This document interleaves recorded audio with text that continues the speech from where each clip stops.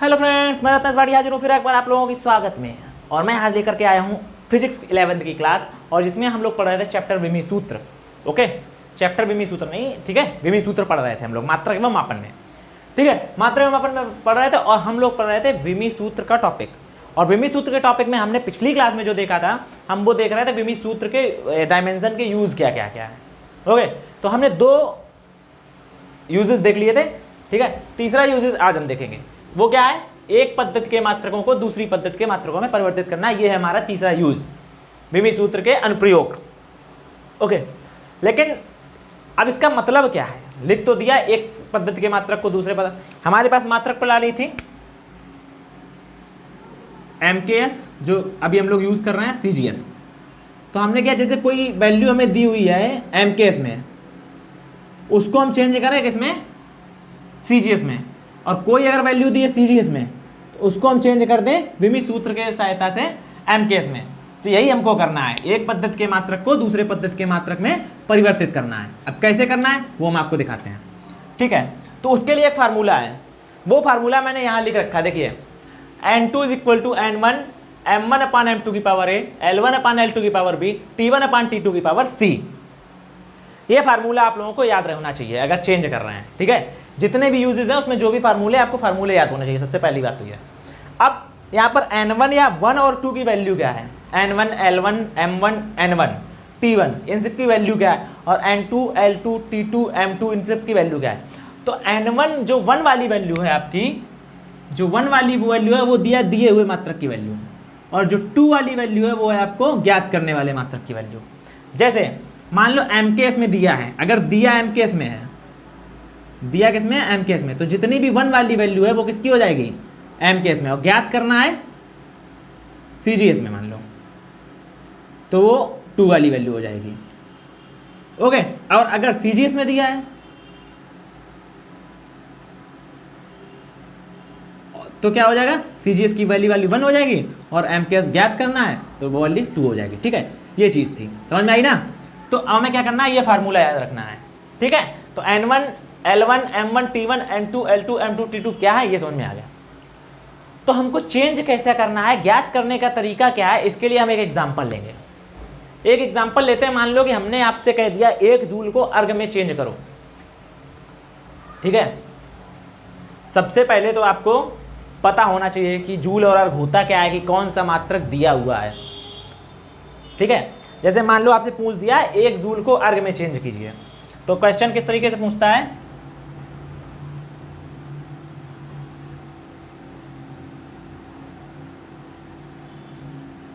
विमी सूत्र की सहायता से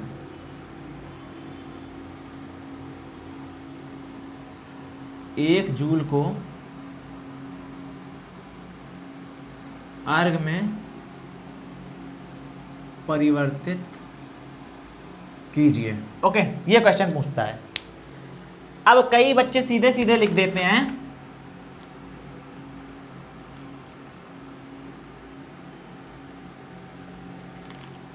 भैया सबको पता है, ये तो मौखिक हो गया, बता दिया, लेकिन हमको इसको परिवर्तित करके बाकायदा दिखाना है। वो 3 नंबर 4 नंबर का क्वेश्चन पूछता है आपसे।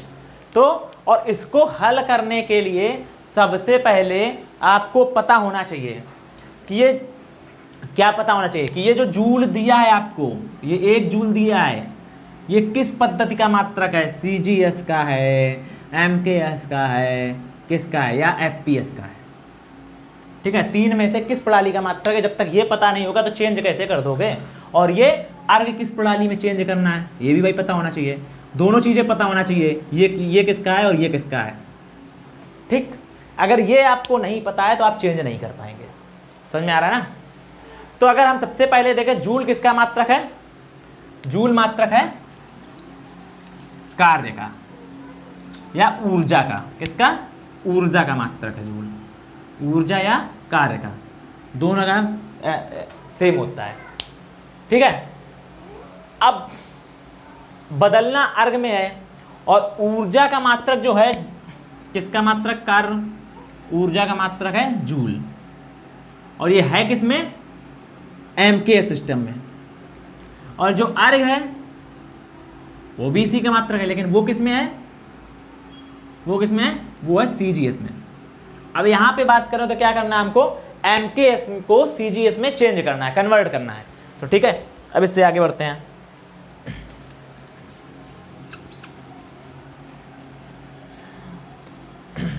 अब चेंज करने के लिए अगर हम ऊर्जा का विमीय सूत्र या कार्य का विमीय सूत्र लिखें तो क्या हो जाएगा, MLT -2, यही होगा, MLT -2। ठीक है, एक मिनट, ML2T -2, ठीक है। ऊर्जा का विमीय सूत्र हो जाएगा MLT2 -2। अब और अगर नहीं आ रहा तो आपको पता होना चाहिए फिर कैसे निकालना है, कार is equal to the force into displacement. ठीक है, फोर्स इनटू डिस्प्लेसमेंट। तो फोर्स की आपको पता होना चाहिए, फोर्स की होती है MLT -2 इंटू डिस्प्लेसमेंट की L, तो कितना हो गई, ML2T -2। ओके, तो आपको पता होना जरूरी है कि किसका क्या मात्रक है और कैसे निकलेगा। तो यहां पे हमें पता चल गया कि हमारी जो ऊर्जा का यूनिट है वो क्या है, डायमेंशन और यूनिट दोनों पता है। ठीक है, ये किसका है, ऊर्जा का, ML2T -2। अब अगर यहां पे हम कर दें क्या, A और B, इसमें अगर हम देखें A और B को कंपेयर कर दें, A B C वैल्यू का डिसाइड करना है। अब क्या करना है, इसके बाद A B और C की वैल्यू डिसाइड करनी, A B C की वैल्यू का है। तो A B C की वैल्यू डिसाइड करने के बाद जो फार्मूला है आपको बताया मैंने, ये N2 = N1 M1/N2 की पावर A, L1/L2 की पावर B, T1/T2 की पावर C, इसमें पुटअप कर देना है। ओके, अब इनपुट करो तो देखो ऐसे कोई भी मौखिक लिख देगा, जैसे हमने बताया कि 1 जूल = 10⁻7 अर्ग होता है, मौखिक कोई भी लिख देगा। लेकिन अगर आपसे 4 नंबर का क्वेश्चन कर रहा है तो आपको बाकायदा उसको प्रूफ करके दिखाना पड़ेगा। That's it. ओके, तो पूरा डिटेल में आपको बताना पड़ेगा। तो हम सबसे पहले फार्मूला देखो, N2 = N1 M1/M2 L1/L2 T1/T2। यहां पे हमें क्या करना है, A B C की वैल्यू डिसाइड करनी। तो यहां अगर हम A की वैल्यू देखें तो A = कितना आ रहा है, 1, B = 2 and C = 2। A B C की वैल्यू यहां से डिसाइड होगी आपकी। अब इस फार्मूले में रख दो, तो जब इस फार्मूले में रखोगे तो क्या हो जाएगा, N2 = N1। ओके, अब देखो M जो MKS पर सिस्टम में होता है उसका मात्रक क्या होता है, किलोग्राम। तो किलोग्राम, CGS में क्या होता है, ग्राम। A की वैल्यू कितनी हो गई, 1। ठीक, उसके बाद L1/L2, MKS में जो लेंथ होती है वो आपकी किस में होती है, मीटर में। ठीक है, और CGS में क्या उसमें होती है, सेंटीमीटर में। ओके, B की पावर 2।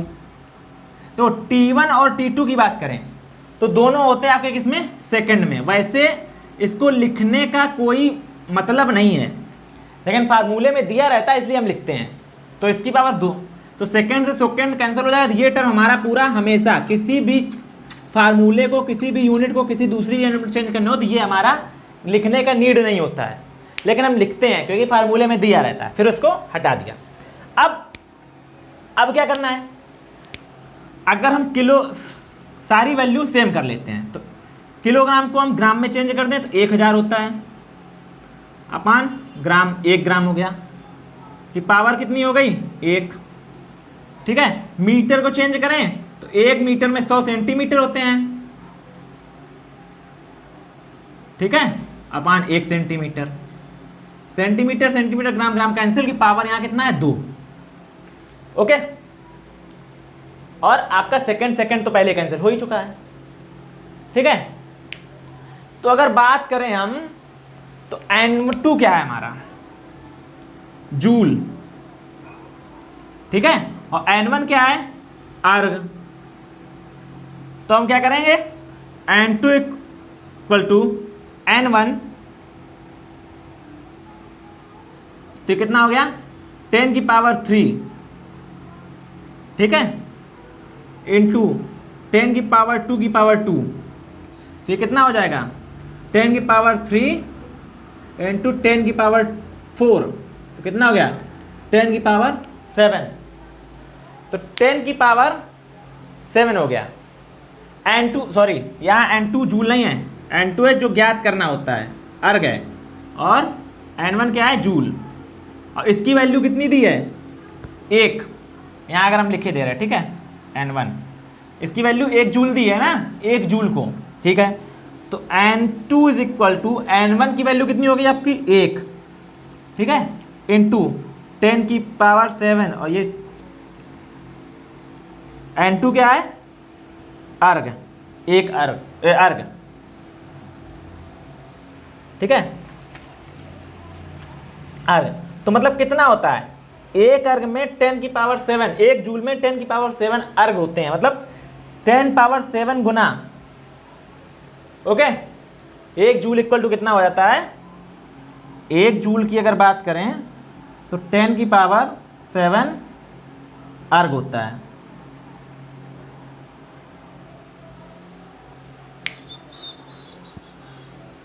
ओके, अब लास्ट एप्लीकेशन इसका क्या है, भौतिक राशि का, किसी भी भौतिक राशि का मात्रक ज्ञात करना। ओके, चलो चलते हैं आगे। अब किसी भौतिक राशि का मात्रक ज्ञात करना, कैसे ज्ञात करेंगे, बड़ा आसान सा क्वेश्चन है ये, देखो सबसे सिंपल यही है आपका, किसी भौतिक राशि का मात्रक ज्ञात करना। आपका फोर्थ एंड लास्ट एप्लीकेशन क्या है, किसी भौतिक राशि का मात्रक यूनिट ज्ञात करना है, किसकी सहायता से, विमी विधि की सहायता से। ये आपका लास्ट एप्लीकेशन है विमी का, डायमेंशन का लास्ट यूज है, क्या कहाँ यूज होता है। तो अगर हमें किसी भौतिक राशि का मात्रक ज्ञात करना है तो ये तो बहुत आसान काम है। अब क्यों आसान है, ये उल्टा काम है। अभी तक हम मात्रक की सहायता से विमी सूत्र निकाल रहे, डायमेंशन निकाल रहे थे, अब डायमेंशन की सहायता से हमें यूनिट निकालनी है। ओके, तो जैसे मान लो मुझे कार्य का ही मात्रक ज्ञात करना है, अगर हम बात करें कार्य की मात्रक की तो कैसे निकालोगे भाई, लिखो, ठीक है, कार्य का मात्रक किसकी सहायता से, विमी सूत्र की सहायता से। सबसे पहले क्या लिखोगे, कार्य इक्वल टू क्या होता है, बल इंटू विस्थापन, मतलब फोर्स इंटू डिस्प्लेसमेंट। फोर्स की क्या होती है ml t-2 इंटू एल, तो क्या हो गया इज इक्वल टू हो गया ml2 t-2। ओके, ये हो गई आपकी वर्क की विमा। अब देखो,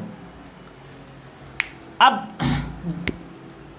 ml2 और t-2 ये आपको दिया है। अब आपको m को पता किस में लिखते हो, किलोग्राम में, लेंथ को किस में लिखते हो, मीटर में, तो मीटर क्या हो जाएगा स्क्वायर, सेकेंड इनवर्स -2, क्या हुआ, यही हो गया, और kilogram metre square second inverse 2 is equal to होता है 1 जूल के।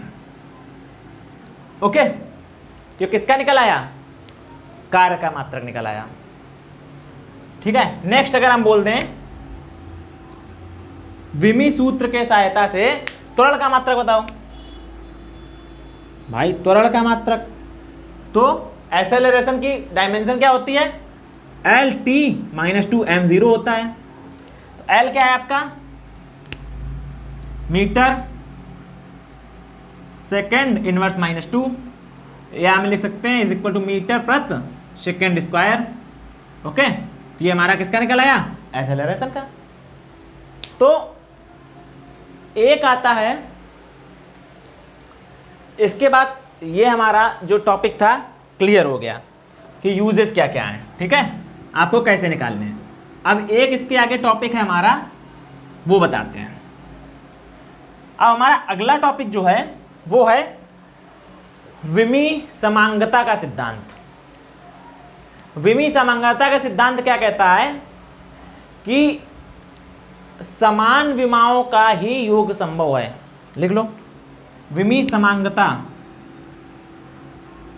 विमीय समांगता का सिद्धांत। बस 2 लाइन लिखनी इसमें केवल आपको, कौन कौन सी।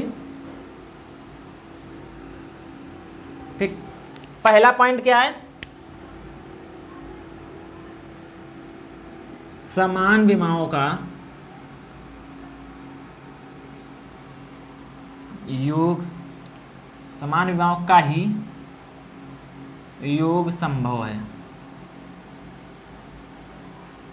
ओके, समान विमाओं का ही योग संभव है।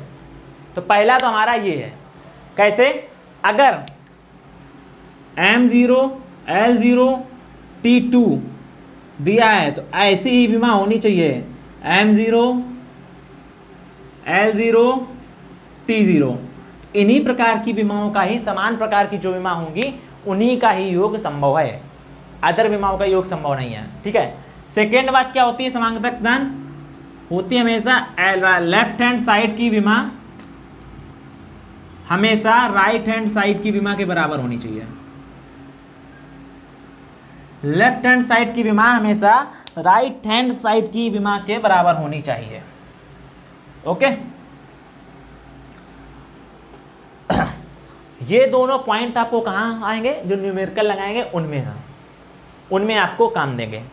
अब इसका जो नेक्स्ट एक और टॉपिक है, वो लास्ट टॉपिक है, छोटा सा एक और लिख लो, विमीय विश्लेषण की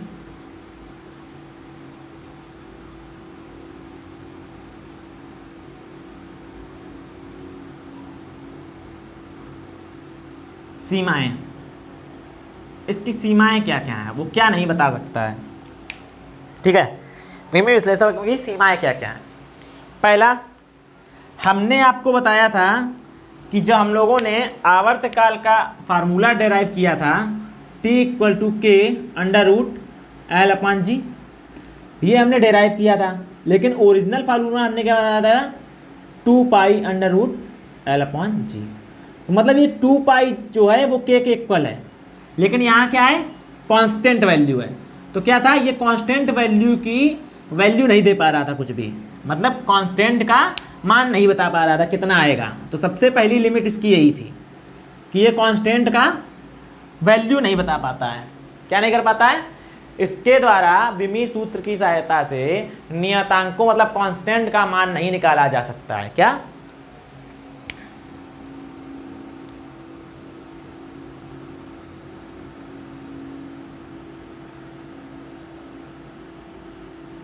कांस्टेंट्स की वैल्यू ज्ञात नहीं की जा सकती, पहली सीमा ये है। ठीक है, पहला इसका क्या था, कांस्टेंट की वैल्यू जो नियतांक हैं, लिख दें हिंदी में है भैया, नियतांकों की जो मान है नियतांकों का वो नहीं ज्ञात था। 2 या 2 से अधिक पदों की विमाओं की व्युत्पत्ति नहीं ज्ञाती है। क्या, 2 या 2 से अधिक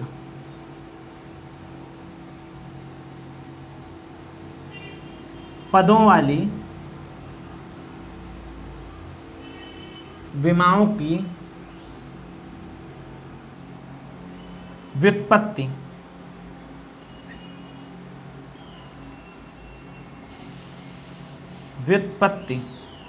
नहीं की जा सकती। ओके, नहीं की जा सकती है। कैसे, जैसे ये क्या है, T = K√L/G, तो इसमें कितने पद हैं, केवल एक पद है इसके बाद।